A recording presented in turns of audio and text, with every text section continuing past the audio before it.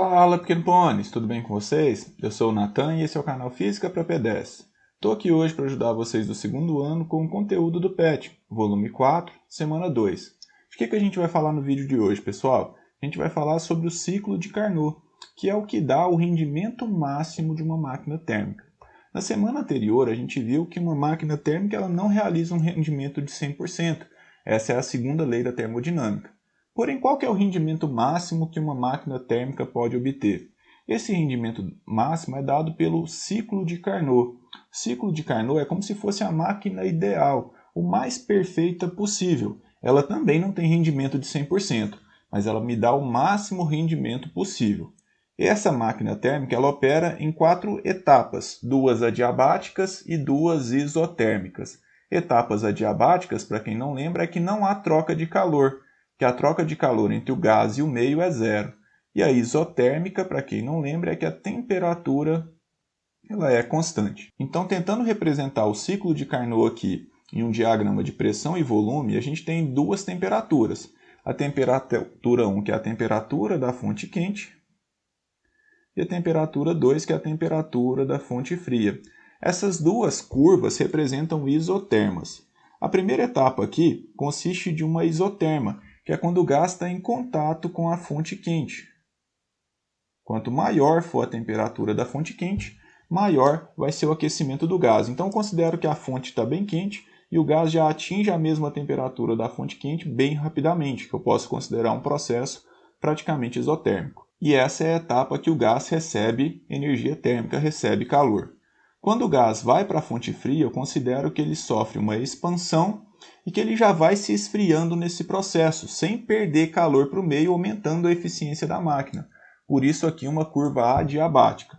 Depois ele entra em contato com a fonte fria e aí ele entra na mesma temperatura da fonte fria. Então ele já vai se resfriando durante a expansão e aí ele chega na fonte fria já com uma temperatura próxima dela, que eu posso considerar um processo isotérmico aqui, que é quando o gás libera calor para a fonte fria uma parcela menor.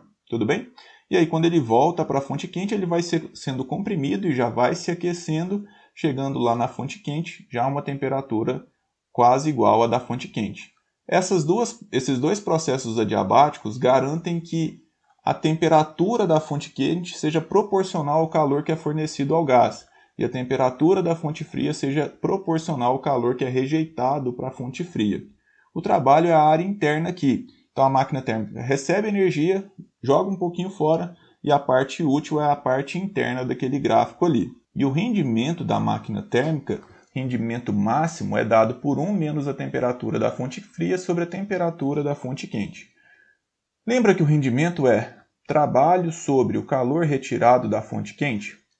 Mas bom, eu posso escrever o trabalho como o calor retirado da fonte quente menos o calor retirado da fonte fria. E aqui embaixo está tudo dividido por calor retirado da fonte quente. Então aqui fica 1 menos calor retirado da fonte fria sobre o calor retirado da fonte quente. Só que para a máquina de Carnot, a temperatura da fonte fria é diretamente proporcional ao calor rejeitado na fonte fria. E o T quente é diretamente proporcional ao calor rejeitado na fonte quente. Então, no final das contas, eu posso trocar por isso aqui e a gente chega no rendimento do ciclo de Carnot. O que eu quero mostrar é que não depende de qual que é o fluido que eu utilizo, se é vapor de água, se é outro gás qualquer. Depende apenas da temperatura da fonte fria e da temperatura da fonte quente. Como eu estou subtraindo aqui, quanto menor for esse número, melhor para mim, né? Maior vai ser o rendimento.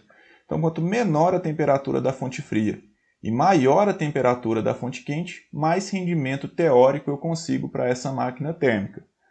Eu só vou conseguir 100%, o que é impossível, se eu tiver uma fonte fria no zero absoluto ou se eu tiver uma fonte quente com temperatura infinita. Então ambas as possibilidades são impossíveis. Tudo bem? Até porque quanto maior a temperatura da fonte quente, mais difícil é de obter processos adiabáticos. Bom, então em resumo, esse é o rendimento máximo possível, é dado por 1 menos a temperatura da fonte fria sobre a temperatura da fonte quente, com temperaturas sempre em Kelvin, tá? Unidades do Sistema Internacional, temperatura absoluta. Tamo juntos?